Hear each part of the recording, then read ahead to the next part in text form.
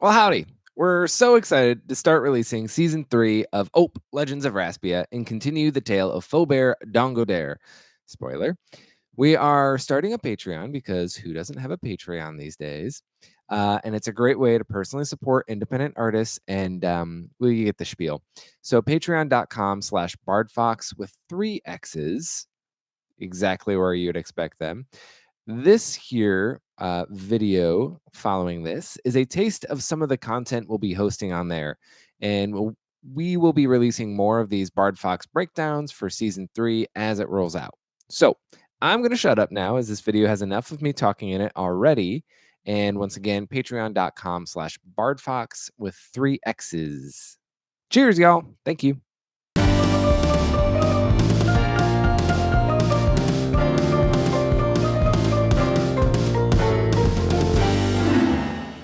Well, and that's the show, folks. Yeah, right. Nope, Legends of Raspia. LOL. I thought of that one before I sat down. I'm a hack. You are, but we already knew. Hey, can we talk? Welcome to Nope, Legends of Raspia. I see that. You're on camera. Fuck, that's right. We're doing video. Yeah, we're back to video again. That's what all of this is. That's right. Yeah. Turns out. So this is our podcast about our podcast. And we wanted to kind of do a retrospective, a kind of look behind the scenes. And because this is a project that we're both super passionate about and we love so much and have put so much, time and energy and compassion into. That too. He'll edit that out. Yeah, for sure. Anyway, no, but we really have. We've poured our heart and souls into it. You were saying something beautiful, and I black-hearted all over it. Hey, that's a dynamic, Right. So, but yeah, so we figured we might as well kind of like talk about one of our favorite things. So here we are.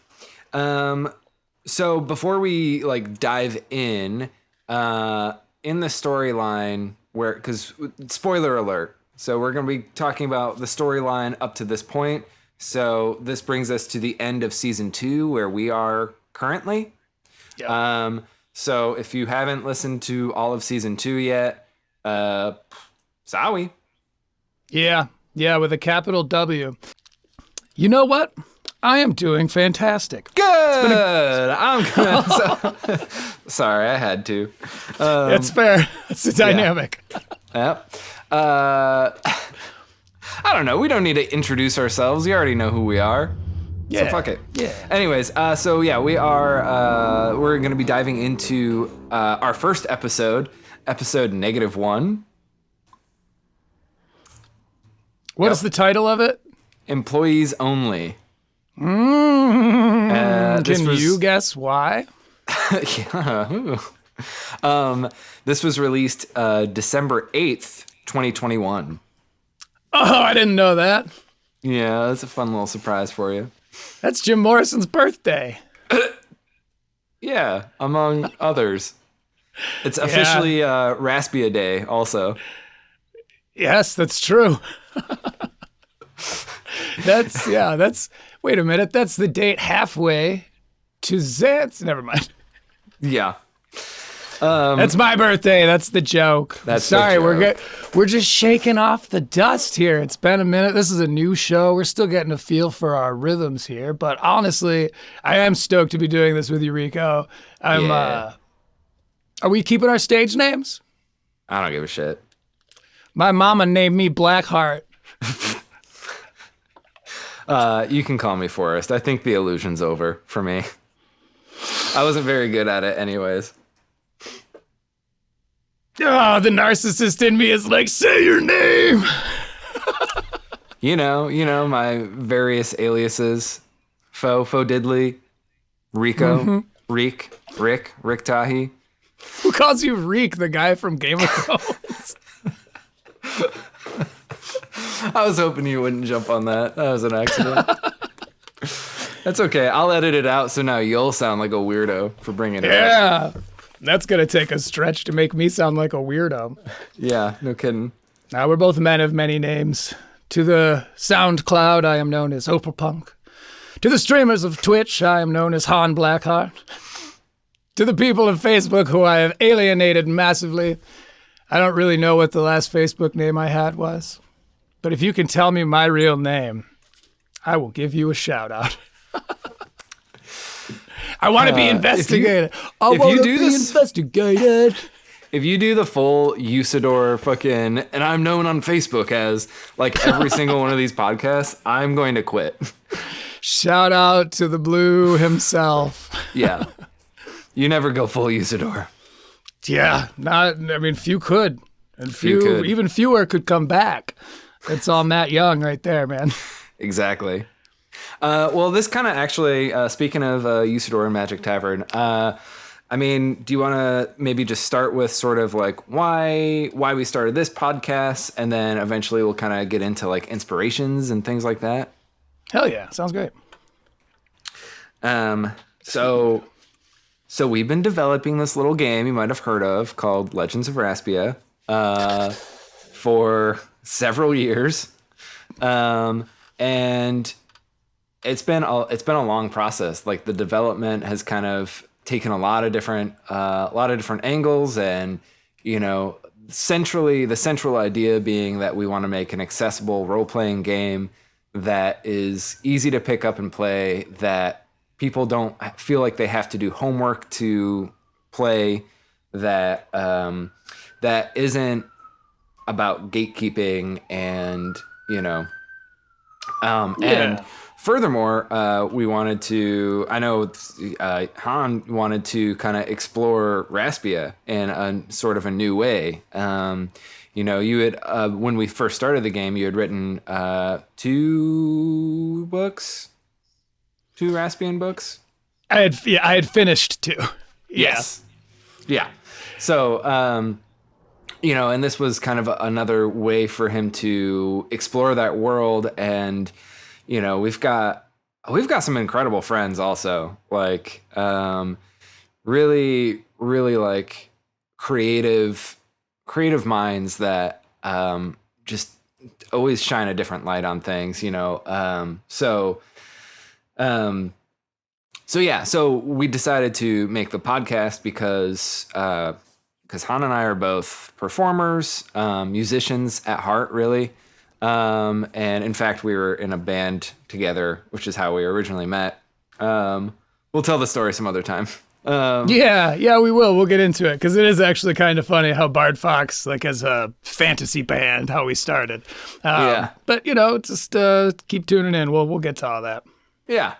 And and I've personally, always had a love for like radio and like the radio dramas and like those old school, Superman and Green Hornet and, The Shadow and like all those fun radio dramas. And so podcasting is always like an interesting medium for storytelling, I found. And so I've definitely always wanted to have a podcast, and I like that sort of performance aspect of it. Yeah, of the many passions we share, podcasting's it's another one. In and of itself, I think by now people have come to realize that it is its own artistic medium. And probably by the time we had started, that was the case. But also, like, I found it so fulfilling because, as you were saying, it encapsulates everything, all of our common interests and our passions that we do. Even if no one was listening, if no one was paying attention, we'd still do it. Case in point, right now-ish, but not now if you're hearing this.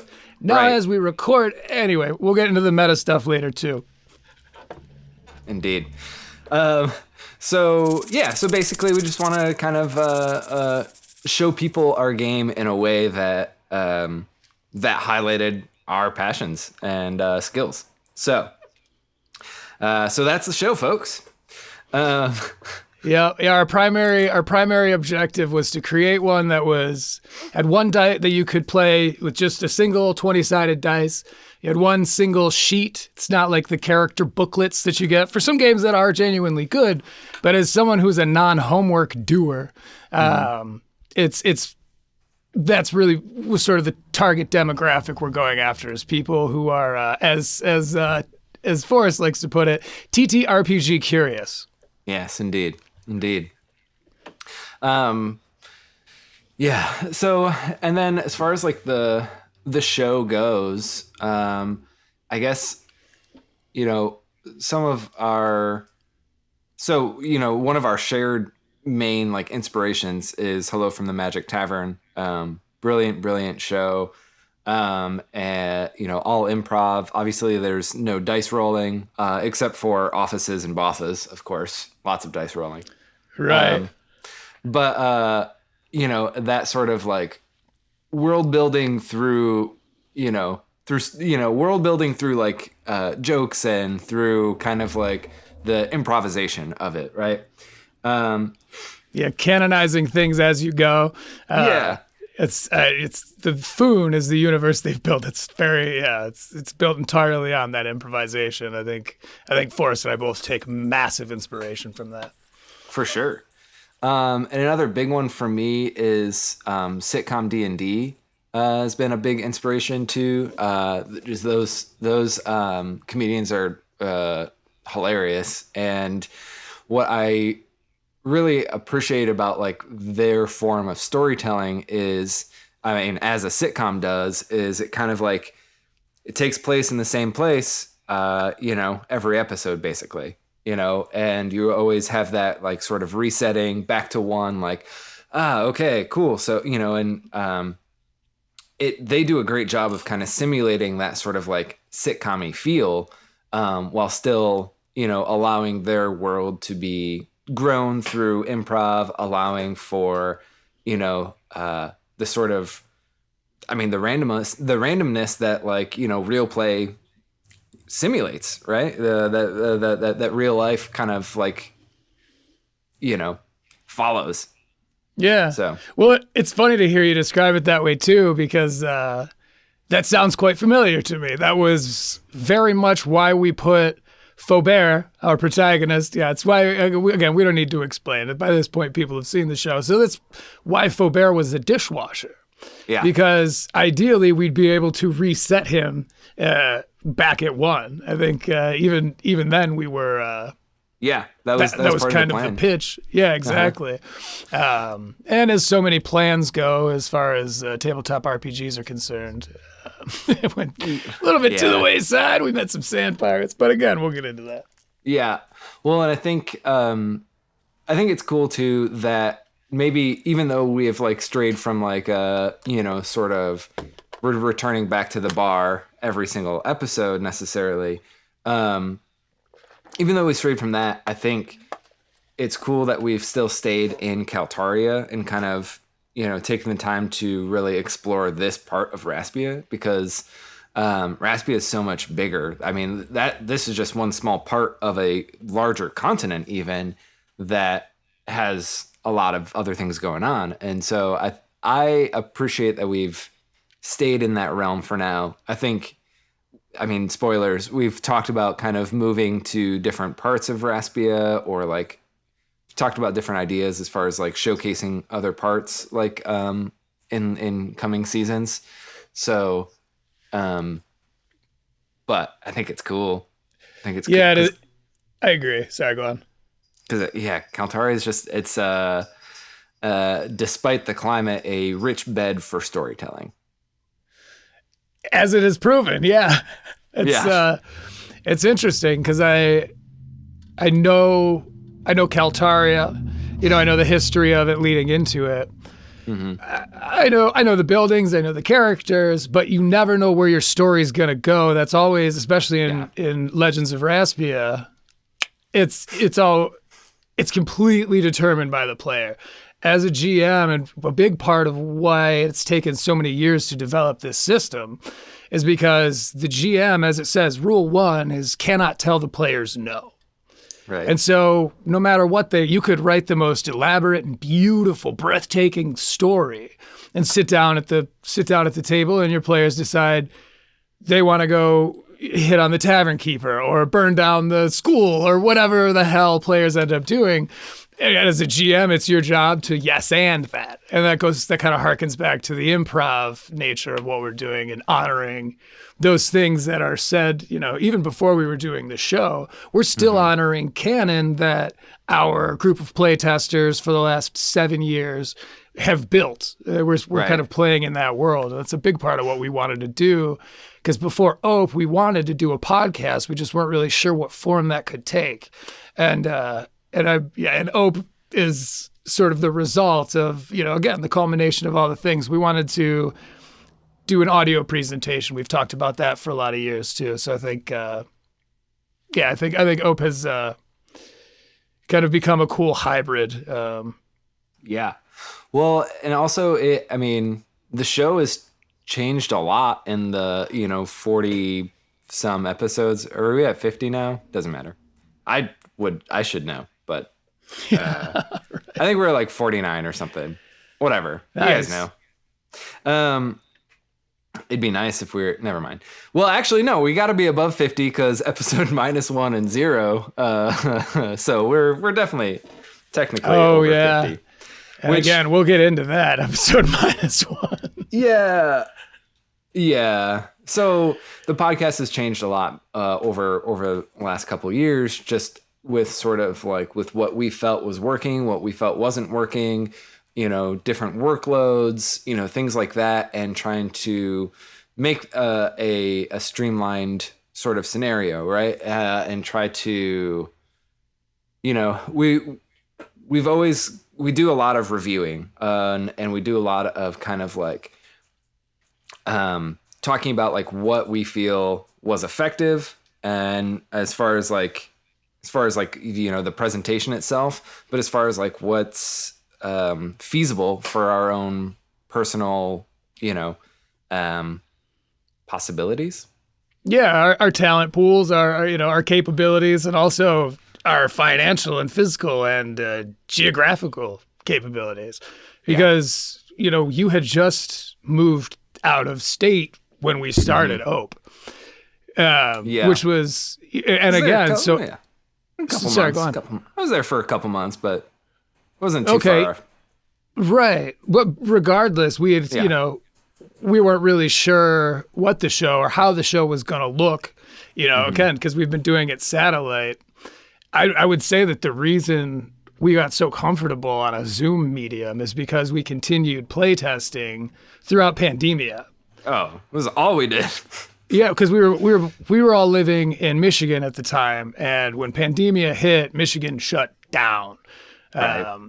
And so we really started leaning on, and it was a transition too, if you remember, man, like because we started off sitting at a table, being able to read each other's body languages. It's a lot easier to politely interrupt somebody. You know what I mean? Whereas on Zoom, it can be so cut and dry.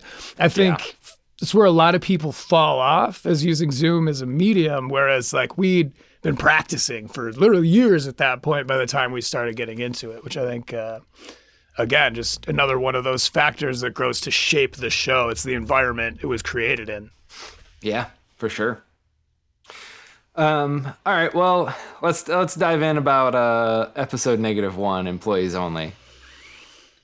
Oh, and I know you've really been looking forward to telling them why we called it a -1. So please, as much as I would love to, far be it from me to steal that moment from you. So the idea was, because like Han says at the start of the episode, like our premise was to like take the show to ambush our friends, our talented friends. And that's where OPE comes from. OPE, Legends of Raspia, bitch. You're playing our game now. Yeah, come to our podcast. Now. Yeah. And so originally, like our format was to try to have guests on every single week, and it just, I don't know. We just kind of moved away from it. Like we had Xanthi on, and very like in the next arc, and it's not like we didn't have guests, but we just kind of moved away from that sort of like, I don't know, strictly guest driven. Yeah, I think story ended up taking more of a dominant role than we anticipated. I think we were originally kind of setting it up to be more of a Hello from the Magic Tavern type of deal. Yeah. Which was like, hey, we're improvising. This is going to be a cool way for us and our friends to just kind of riff, Bud's just riffing. But then Faubert started taking off, then things started running, and it became, and remains to be, hard to really honor where we're at in the story and also give a guest, or God forbid multiple guests at a time, the attention and the stage time they deserve, so to speak, even when you're GMing, if there's no cameras rolling. It's the more players you add, you're adding a number of minutes that session is going to take, or you're going to have to sacrifice some story, which is also, I think, personally one of why I really like it when we get back down to the basics and it's yourself and I. Yeah. So though I'll say we've had some phenomenal guests. They bring so goddamn much to the table, and I'm not just kissing ass. Because they're not listening. But yeah, so because we like kind of shifted from the original idea being like having guests on every week, and we didn't have a guest. We just kind of wanted to set the story, set the tone. We figured like, okay, well, this is kind of a way to dip our toes in and like get listeners acquainted with like the zone, and get acquainted with Raspy and Kaltari and in this like main character Faubert. And so that's why we went with -1, because it wasn't supposed to be an official start. It was just supposed to be like, a mic check of sorts. A kind of soft mic check. That's a fantastic way to put it. A flaccid launch. A flaccid launch I like that. I think that's the best. Episode -1 was our flaccid launch. That ended up getting hard as fuck. Oh my God. Don't even get me started on episode 0. Anyways. Which is funny too, because in tabletop RPGs, episode 0 is a common term. It's where people are bringing their character sheets in. Hey, what did you work on? This is what I got done. Right. Oh, where are we playing? What's our plot? What's our setting? Who are we? That's considered episode 0. Yeah. So that is definitely fundamentally confusing to our target demographic. Yeah, that's our sweet spot, baby. I love being fundamentally confusing. Hell yeah. Yeah, right, exactly. That's too my nerdy for the orientation rockers as well. What was that? That's my sexual orientation as well. I stepped on your joke entirely. Oh, fundamentally confusing. It's all good. It's an ironic. Anyway, so. But yeah, so this episode is 15 minutes and 13 seconds long. 15 minutes and 31 seconds long, excuse me. And it is 4 minutes of exposition, and 6 minutes until I was, and 6 minutes until the first roll. So honestly, that's better than I usually do, man. That might be a personal best. A little PR. Yeah. So it's less than halfway before the first roll occurs. So that's not bad. Yeah. Well, and I'm not super well versed in our genre, admittedly. It's something that would be charismatic to be deceptive about. But truly, I'm not sure where the other shows fall. But I do think that we are interesting as hell. And so it's... and sexy. Damn right, sir. By the way, this is a little fan service. I just want to take a sec. Does anyone notice that 10 points to the house that notices that Rico's wearing the same sweater as he did when we recorded episode -1? This was that's good stuff, bud. It's intentional. We also switched facial hair. Oh, that's right. Yeah, I was rocking a little something, but not much. Yeah, you were more toward 5 o'clock, and I think at any time you'll be able to rock more 5 o'clock shadow. I can at best get to 2:30 shadow, but I'm going to go ahead and score this one just for the rim shot right there. Perfect. But I've distracted me now. That's quite all right. I think, yeah, I don't know exactly how we line up with other podcasts too. You know, I've you know, we've both listened to like some of our peers like around, and I think the big difference, aside from, you know, showcasing our own game, you know, blah blah blah, is that sort of like that focus on the show and entertainment aspect is big. That's why the episodes, you know, the first ones are 15 minutes long, right?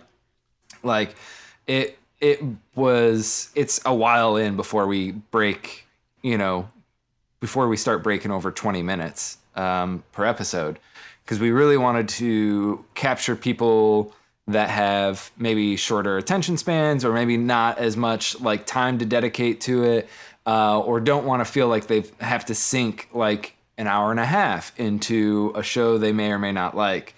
So we really wanted to like focus on being concise. And so I think that some of our speed, like once we actually get into it, is, you know, I think that's part of the juice. Yeah, sort of what leads to the length, because we've actually gone back and forth a little bit on this, because as the trend was switching right around 2023, that was when YouTube videos stopped being 10 minutes and started being more like an hour and a half. That started being the more popular thing. And because tabletop RPGs are sort of a long-winded type of game, it seemed to me like, hey, what if we just let it play? And I'll say this, you know, this isn't to cast any stones at people that are real play and just let it roll live, but I absolutely love your use of cuts to drive story home and to make the laughs happen. Because we just went back and re-listened to episode -1. That's kind of the format, how we're going to do this. Give it a listen. While it's fresh, we come talk to y'all about it. I live in Florida now, so I say y'all. And but I gotta say, Fo, I'd say yins, because it was Pittsburgh, y'all, which I never lived in Pittsburgh, so I'm a poser there too. Anyway, Forrest, your use of editing and cuts, it adds a lot to what the show is as its own little thing. I'm not sure what it would look like without those. Again, especially the ones where they're clear, the continuity is intentionally off, where I'm looking over here and it's anyway, we've all done that. Yeah, it's -1. If you want to go back and listen to it, pay attention to those cuts right there, or go back and watch it. Pay attention to those cuts, because it's sort of the brilliance lies in the fact that when you're listening to it, you can't really hear those subtleties in the edit. But when you're watching the video, those jokes are just driven home. And that's all this guy right here. That's all Fo. Well, I will take the credit where it do be due, but I mean, like, we can't talk about the cuts and like the, you know, and how like the timing without talking about how the music emphasizes that so perfectly also. Thank you. You know, cheers. So like our process was basically, you know, we would record the session. I would chop it up, and then I would send that like chopped up version to Han, who would then score it based on like the video, based on that edit, right? And I don't know, it's fun to listen to without video. But then when you are watching with video, especially with like headphones on and stuff, like seeing all of the like different cues that you take musically as well, you know, like when you're pretending to like roll dice, and then like, you know, or like when you're shaking your head and it's like, you know, sounds like bones rattling around, or the piano stabs with my points, you know, like things like that. Thank you, man. It's a wild ride just to like watch that unfold. And I mean, should we tell them? We're planning on kind of going back to that format for season 3. We're gonna have Hell video. Yes, we are. Woo! Video's back, baby. And some compositions and stuff like that. So hell yes. Well, because that was a big part of why, you know, fans of the show will identify season 2 as when we stopped video. Right. We were focusing on the audio of it all.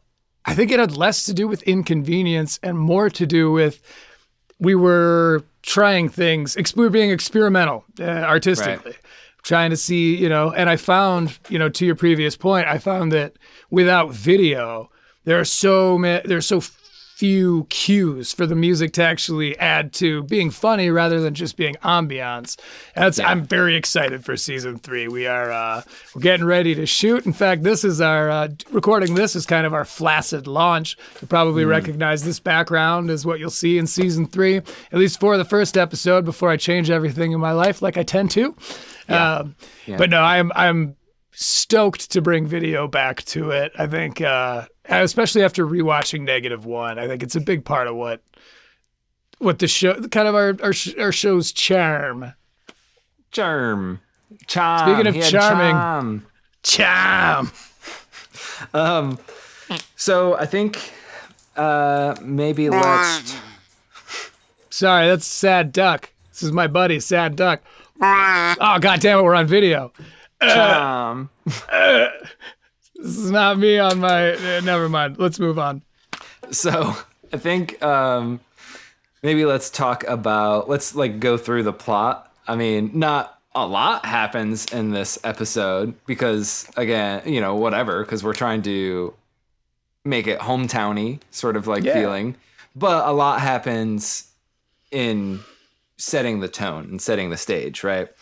So you of course meet Faubert Dongo Dare. Sorry, you were gonna say. Well, no, we'll kind of go back and forth on this. Yeah, you meet Faubert Dongo Dare. It is a Munrote, which is Monday.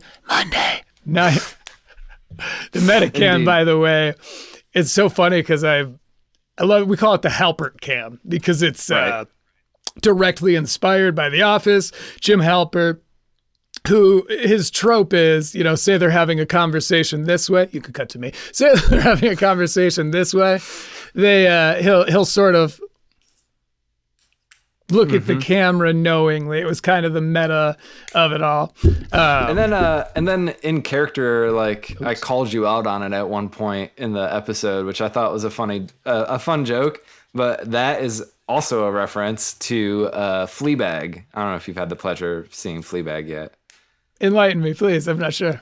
The main character in the first two, there are only 2 seasons. She does a lot of addressing the breaking the fourth wall, sort of deal. And as sort of a narrative device of showing what's going on with her internal state and stuff like that. Until one of the characters in season 2 starts realizing that she's doing it. He's like, "Where are you going? We're who are you talking to right now?" And so that's why when did the show come out? Not too long before we started recording. We're suing. That was our thing. I'm just kidding. No, I had just finished the show. That's why I said it. Dude, that's fantastic. Yeah, because I had forgotten that we were doing that. Every time I would turn to the Halpert cam, Faubert in character or either way would go, "Who are you talking to?" So it was we were building the canon that every time I looked back to you and provided that exposition that he didn't know or that wasn't going on. I look forward to bringing back the Halpert cam, especially with this new setup too. I think it adds. I mean, meta in fantasy across the board, it kind of becomes a tongue-in-cheek joke about exposition itself because it's fantasy. Unless you're going straight Arthuria or going, "Oh, this is Middle Earth," or "This is Financiera," or wherever you're picking, you never have go to full Tolkien. You never go full Tolkien. What you're sorry, I derailed you. It was so worth it. Don't worry about it. In any fiction, but especially fantasy, the first 40 pages are you explaining, this is the world, these are the things you know, these are the things you need to know, and this is the twist. And so the meta, the Halpert cam, the addressing the audience directly was, especially when we were doing it, was a clever way of kind of making fun of exposition itself. Meta has reached a point now. We're in 2024 where we're recording this, but Meta has currently it's hack, but it'll go back down. Like anything that's hack, it takes the best to be able to make hack good or funny, and everyone's doing the Meta thing now. But I'll say that I love the Halpert cam. Deadpool. Yeah, fuck exactly. And Dan Harmon, let's give it fucking the king of Meta. It was Rick Sanchez, like it was Dan Harmon was dabbling in meta writing and stuff, was joking on a meta basis before Rick and Morty came out, and I think largely popularized it. Yeah, community is like chock full of like breaking down like, oh, well, this is the part of the episode. Like, I mean, that's Abed's entire bit is like he breaks down like, oh, well, if this were a show, which it is, then this is when this would happen. Yeah, Abed is the manifestation of Dan Harmon's understanding of storycraft. Right. It's interesting because he can always kind of do the Halpert cam thing. And as far as shout outs go, I want to do a quick throwback. Harmontown was my first introduction to the concept of D&D, or Harmontown was Dan Harmon's show that he did, and they used to do, an episode they called a random DM. Oh, yeah, well, Harmon Quest is what it evolved into its own show, which was one of the first of its kind, which is fascinating. So Harmontown was my first, like, oh, whoa, that's what D&D is? And then, of course, shout out to J Money, don't hurt her. Justin Kellencast, one of our guests, he's the one that actually got me playing these games. But, it was Dan Harmon on Harmontown that is the reason I got even interested in any of this, Yeah. So reeling it back in then, episode -1, we set the scene. We meet Fobear Dongo Dare. We meet his nemesis, Gadley Bomalley. And we meet, Dara also. Dara's a fucking real one, dude. Dara, I've met Dara and like so many times. Like I'm a bartender by trade for the last 10 years, and I feel like I know Dara. Like, she's seen some shit. She's tired. She knows exactly her own worth. She knows exactly the amount of like work she needs to put in. And she is tired of other people's bullshit. Like, I love her. 100, dude. Yeah, when she's like, he wants your shift, and I can't be bothered with any of that shit, so good fucking luck. Yeah, no, you're right. I mean, Dara was directly inspired by that bartender we all know, Yeah. Yeah. And freaking, not only are we introduced to Gadley, but also Gadley's theme, which is so good. That like low Rhodes sort of like tone, like it slaps every time. And it's I love that was like one of the things that I really, really fucking loved about the scoring too, is how it's Peter and the Wolf sort of like, that was to be honest, that was my first ever experience. Like listening to Patrick Stewart narrate Peter and the Wolf was like my first experience ever into like audio storytelling. And so, me too.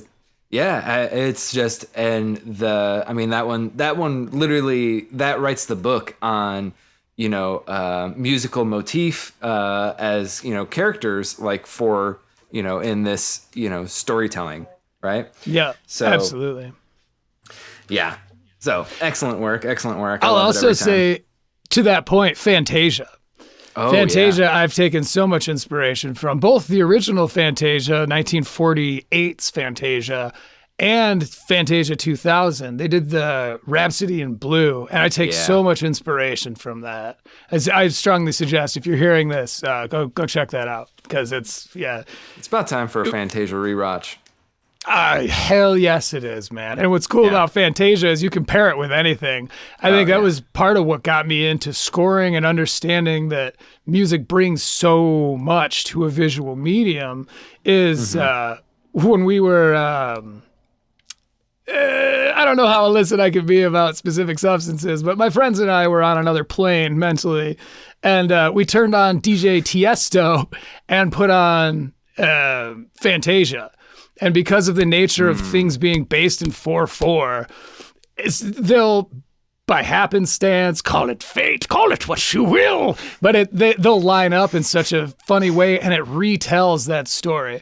And I think another huge inspiration, but Peter and the Wolf was the OG. That's why every character has their own theme. That's because, you know, as a composer, you get to weave that in. You don't need to be so on the nose as to do the whole bum, bum, ba, ba, da, da, da, da. Sometimes you can just go, even if Gadley's not there, it's something that, you know, Faubert is dealing with that's adversarial, or like you like the antagonist, you can just do the da da da da da, and you know, the keen mind will pick up on that. Yeah.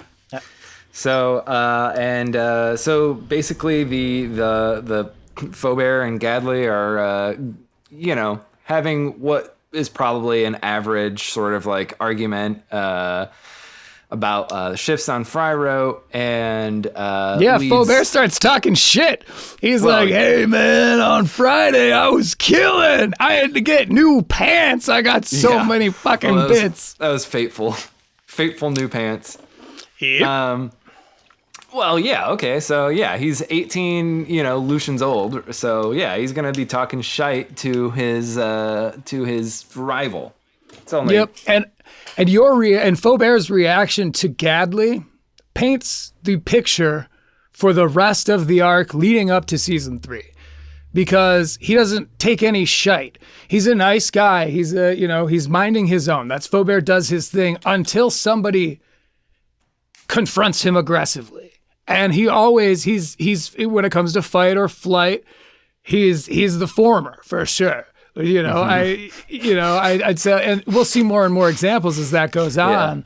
But, you know, as soon as Gadley comes at him a little bit, you know, shitey, Faubert jumps to action. And for those of you who are caught up, that gets his ass killed. Yeah, well, that's what does my dad always say? Don't let your hummingbird mouth write checks for your alligator ass, or something like that. No, I'm not stuck. I'm just Wait, no, don't let your... I had it fucked. Don't let your alligator mouth write checks for your hummingbird ass. That makes way more sense when you say it the right way. That's a cool little proverb. I like that. Yeah, it's colorful Dodsonism. Dodsonism. Ooh, I like. Mm-hmm. It's better than saying a dickism. Is it? No, wait, no. It is, because that's something else. Yeah. So through the shit talking, basically Faubert or Gadley challenges Faubert to the wash off for this. Yeah, thank you for this Fryrote shift, and then Faubert one ups him. And what's funny to me about this is he challenges him not just for like this coming Fryrote shift, but for the entire year, right? The entire Lucian. And what's funny to me about that is the reason that I said Lucian is because I could not remember what the Raspian word for month was in that moment. I just blanked, and so I was just like, Lucian. So it was not supposed to be, 52, 52 Fryrotes. It was 52 sets. Yeah, you've got your tick, your talk, your chime, your rote. You've got your set, and you've got your moon. You've got your rev. There, rev or Lucian. Rev or Lucian, yeah, because again, it's colloquialized. Yeah. A good example of why I think that that's so okay to do, and why I think fantasy has kind of dicked itself previously, where it's like, no, this is the word we decided was canon, so everyone says that word. That's just not how people are. They're lazy, not only lazy, but they're taught from people who were flawed. For example, when I say 21, I'm not saying 20, Twenty, I'm saying 20, Twunny. 21. Yeah. And it's like, that's just how the nature of people. That's what we do without even realizing it. And I think that's a big part of the Rev or Lucian. But it's funny as hell. I didn't know that last little anecdote that came from. It's what's the word for month? It's a year.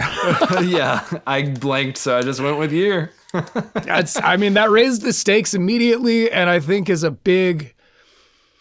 It sets the precedent for the way Faubert pushes the story forth, no matter what, no matter what he's presented with, but there have been times where I'm not sure. He is a one-upper. And again, yeah, he's a push forwarder where he's, well, no, if you'll say this, then I'll blah, blah, blah. All right. And I'll, to Faubert, to Fobo's credit, like he puts his money where his mouth is. Or at least he tries. He does try, but he's a dishwasher. What are you gonna do? Yeah, right? The disrespect. Which, by the way, bless all dishwashers that, with it, I don't, if you've ever worked in a restaurant, dear listener, or not, just know that there are people you don't fuck with in the pecking order, and dishwasher is very high on the list. Do not fuck with your dishwasher. Yep. You want to take care of that person. Like, they deserve it. They're working hard. They're putting the time in, and they are making sure everything runs smoothly. Kitchen and back of house, front of house. So, and no one is thanking them. And no one, and it is a largely thankless job. So, you go above and beyond for your dishwasher. I like that, yeah. And we're honoring you, by the way, dishwashers of the world. Yeah. Faubert's your William Wallace. Exactly. But and also, just not for nothing, don't fuck with your bartender just because, Well, and as Dara kind of carries herself, that's, again, I feel like we all are familiar, even if we don't know bar culture well, we don't know that particular bartender. Like, that's just bartenders. The feeling they give us all, even, I am a bartender. You bartend, you're also a mixologist. So that's why I want to differentiate as I pour vodka sodas. You turn drink, the creation of drinks into a literal art. I want to give credit where it's due. Actually, to it, that was why it's so cool that your description of that fantastical beverage is so in depth. I think it honors real world for us. He's like, it's just a drink. Just it's sort of wine. But you're doing it like a mixologist would, speaking from the layman's perspective, from the bartender layman's perspective. But you're right, though. You just don't fuck with the bartender because it's up to their discretion if you're done partying for the night. Yeah, dude. No one has the right to drink. Everyone has a privilege to drink. Yeah, I like that. I've worked security at more bars than I've bartended, and I never ask, well, what's your side of the story? Drunken patron who's telling me she's lying. Yeah, it's like, all right, buddy, let's go ahead and get the hell out of here because I don't care if she's lying.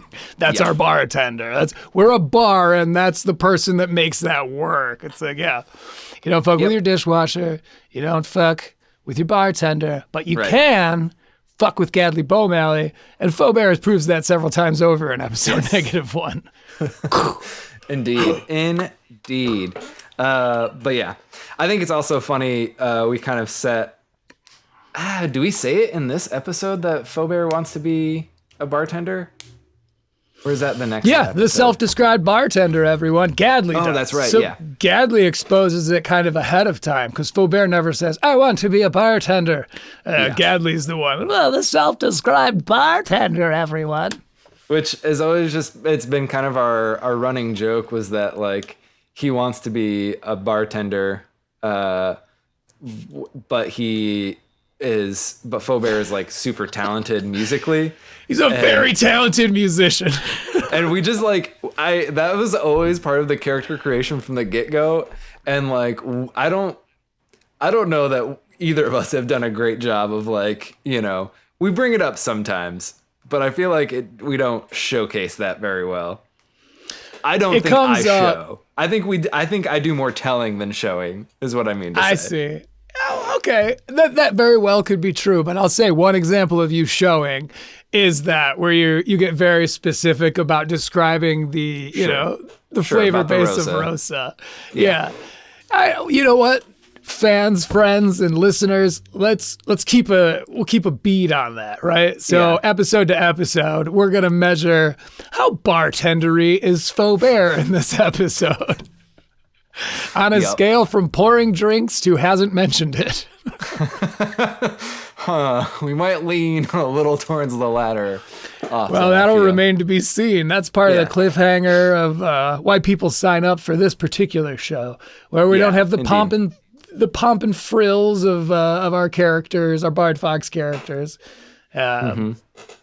Caricatures, I suppose, is a better way of putting it. We're not playing characters. We're really more, at least I am really more accentuating parts of my personality. Sure. I'm not talented enough to act. I just love myself enough to know what's ridiculous about me. You're not a character actor. You're a personality actor. Thank you, sir. Yeah. That's good shit. I'm going to use that. Yep. But yeah, I think that's probably where we can call it for now. Do you have any other final thoughts, final things you'd like to explore or bring up? Closing Not really notes? Regarding the episode. I just want to say thank you so much for helping to support us as creators. It means the world that you're hearing this right now, truly. And reach out, give comments, email. We've got Bardfox with 3 X's at gmail.com. Hit us up with an email if you have anything you feel like saying to us. And we might even bring it up on the show. Do you have questions about an episode? Do you have questions about what we do? How big are our toes? We'll tell you. So hit us up, Bardfox with 3 X's at gmail.com. I've got pictures. Yes, he does. And me too. Never mind. But that's for a higher tier of Patreon. Yeah, right. So if you really want to get involved. Yeah. Exactly. For real though, thank you so much. It means more than one world to me. Truly. Hey, do you want to do the sign off since I usually do? Oh, yeah. We have been Bardfox. I'm Han Blackheart. This is Rico Tahi, a.k.a. And in Forrest. the goddamn meantime, be nice. And also, take it easy. Good luck. And love yourself back there on Earth. Stuck the landing.